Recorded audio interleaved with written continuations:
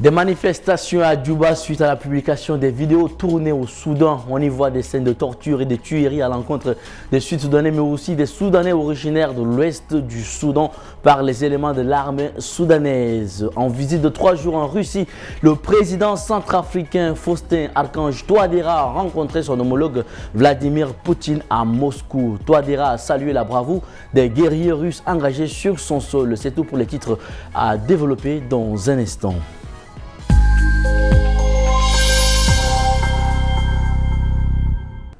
Mesdames et messieurs, bonsoir et bienvenue sur Tchad Info TV. L'émotion est vive au Soudan du Sud suite à la publication des vidéos en provenance du Soudan en guerre. Elles montrent des atrocités commises à l'encontre de Sud-Soudanais et de Soudanais originaires de l'ouest du Soudan par des membres de l'armée soudanaise tués par soif de vengeance à l'encontre des paramilitaires FSR.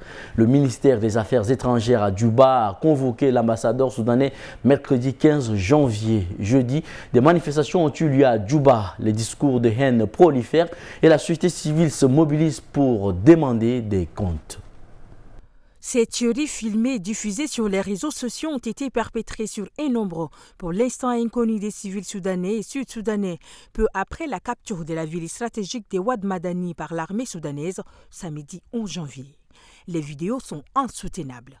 Des hommes portant l'uniforme de l'armée soudanaise arrêtent, exécutent, égorgent des civils et ces films paradant en toute impunité.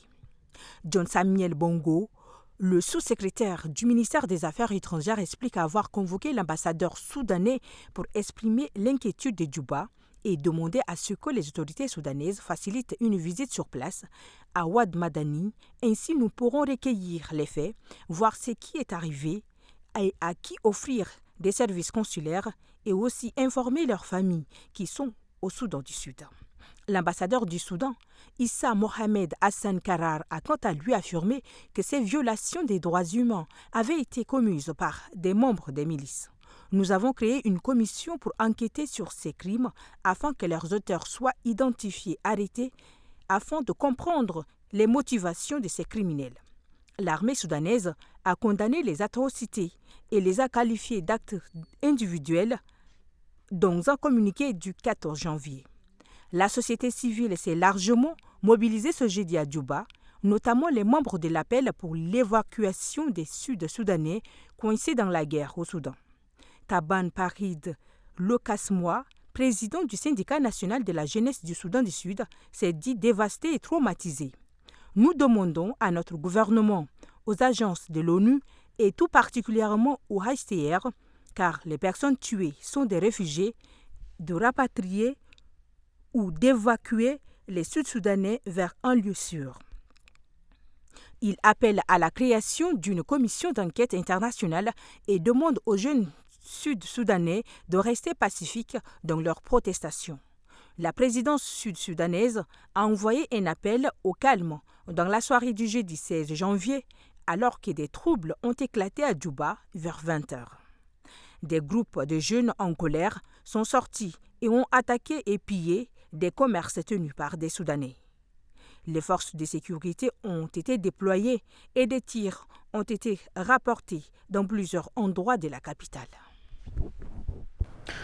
Le président centrafricain Faustin Archange Touadéra a rencontré Vladimir Poutine ce 16 janvier à Moscou. Peu a filtré de leur entrevue, si ce n'est les propos préliminaires dans lesquels il a notamment salué l'aide apportée par de braves guerriers russes à son pays où la Russie avait dépêché des mercenaires présentés comme instructeurs militaires. Peine une petite table au Kremlin entre Vladimir Poutine et Faustin Archange Touadéra ont des signes protocolaires classiques envoyés par la Russie pour souligner une proximité. Le président centrafricain a appelé le chef de l'État russe très cher ami et dans la partie de son discours rendu public, il s'est félicité pour la présence des forces russes dans son pays. Aujourd'hui, l'armée formée par les instructeurs russes est une force puissante qui poursuit et détruit les terroristes et autres criminels sur le territoire de la République centrafricaine, a déclaré Faustin Archange Touadéra. Nous voulons continuer à travailler pour renforcer la sécurité à l'intérieur du pays aux frontières de la République centrafricaine en collaboration avec des spécialistes russes qui se sont révélés être de véritables professionnels et des braves guerriers, a souligné le chef de l'État centrafricain. Rien en tout cas officiellement sur une contrepartie sécuritaire dont on entend souvent parler depuis 2 ans, soit l'installation d'une base militaire russe dans le pays. En revanche, échange bien connu pour la présence des forces russes, Faustin Archange Touadéra a vanté les richesses naturelles de son pays. La République centrafricaine regorge d'énormes ressources stratégiques et minières encore inexploitées. Je me réjouis de la signature par nos ministres des Mines et de l'Agriculture des protocoles d'accord en vue de redynamiser notre coopération dans ces domaines, a-t-il ajouté. Quelques heures auparavant, la présidente du Conseil de la Fédération, Valentina Matvienko, avait promis à Faustin Archange Touadéra que les législateurs feraient tout leur possible pour la mise en œuvre des accords. Un ministre accuse les services de renseignement d'avoir enlevé son fils en juillet dernier à Nairobi. Son témoignage donné à la direction des affaires criminelles en début de semaine a été rendu public. Justin Muturi, le premier membre du gouvernement, a dénoncé publiquement un enlèvement dans son entourage. Alors que les accusations de kidnapping se multiplient depuis plusieurs mois et que les soupçons pèsent sur les autorités. Dans sa déposition, Justin Muturi revient sur les faits. Son fils, Leslie, s'est rendu à une fête en juin dernier à Nairobi lorsque des gangsters armés l'ont kidnappé. L'actuel ministre des Services publics, à l'époque procureur général de la République, affirme avoir alors contacté plusieurs hauts responsables de la police et du gouvernement pour retrouver son fils. Il aurait finalement eu confirmation par un de ses contacts qu'il était détenu par les services de renseignement. Son fils étant toujours disparu le lendemain, Justin Muturi est allé voir le président William Ruto. Ce dernier a alors appelé le chef des renseignements qui aurait confirmé détenir le fils du ministre. Le chef de l'État a demandé sa libération. 1 heure plus tard, Leslie était rentré chez lui. Ce témoignage vient alimenter des soupçons sur une implication des autorités dans le récent kidnapping au Kenya. En décembre, la police des polices s'était déjà dite inquiète d'une hausse des enlèvements, présumés par des membres de la police.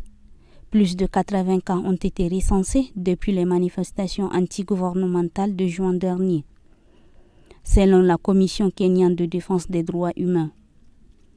La police, elle nie toute implication de ses officiers.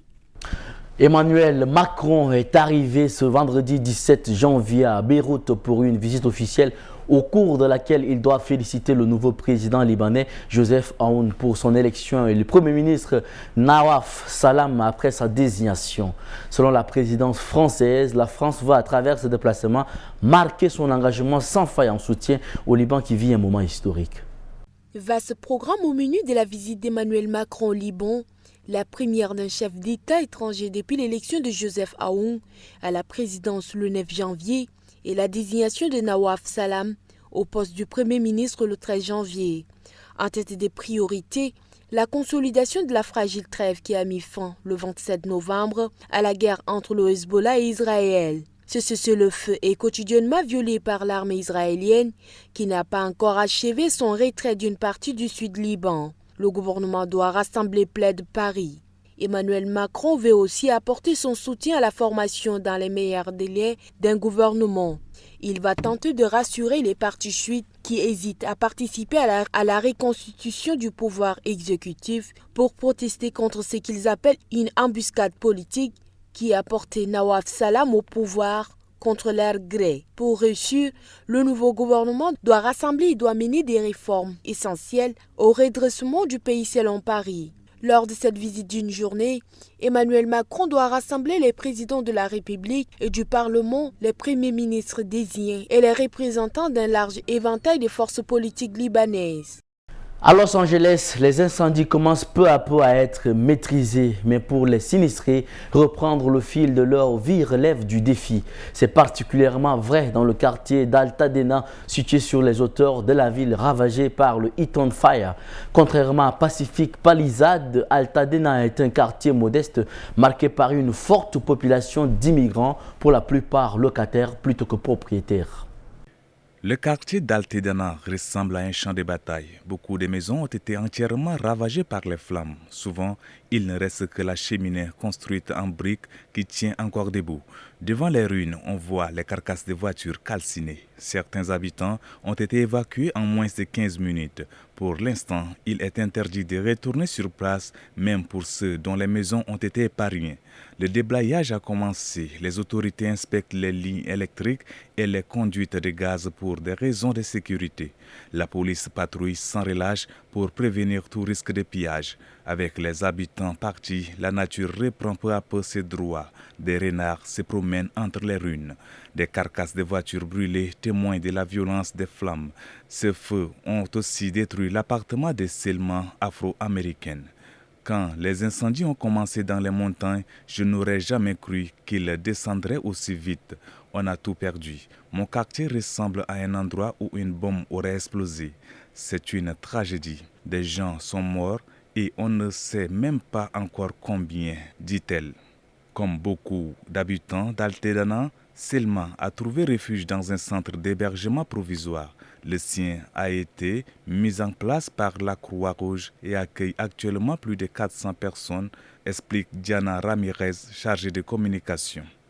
Altadena est une communauté très vulnérable. Il y a des Latinos, des Afro-Américains, des Asiatiques, des personnes âgées. Beaucoup ont besoin de soins médicaux. En fait, toutes les personnes qui sont ici n'ont aucun autre endroit où aller. Ici, au moins, elles sont en sécurité. Tout le monde est le bienvenu, quelle que soit sa nationalité ou son statut, légal ou non. Fin de citation. Pour Selma, ce centre est une solution d'urgence. Mon appartement, c'était mon premier chez moi depuis 10 ans après mon divorce. Et en plus, mon assurance habitation a annulé mon contrat il y a 1 an et demi. Ils ont fait ça avec beaucoup de gens ici. C'est bizarre, non? Nous avons tout perdu. On n'est pas comme ceux qui ont pu se payer une chambre au Hilton. Nous, on est ici, dans cet abri provisoire, conclut-elle. C'est avec cette dernière information que nous mettons ainsi fin à cette édition. Mesdames et messieurs, merci de l'avoir suivi. Très bonne suite de programmes sur Tchad Info TV, votre chaîne d'information.